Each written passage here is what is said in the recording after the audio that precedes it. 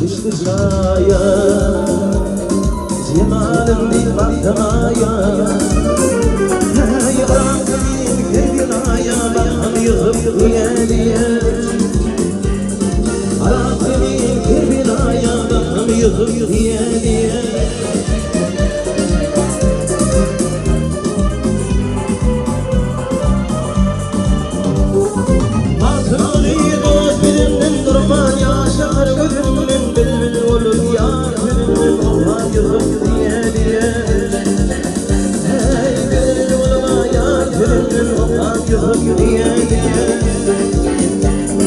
Bakam yıkıp diye diye.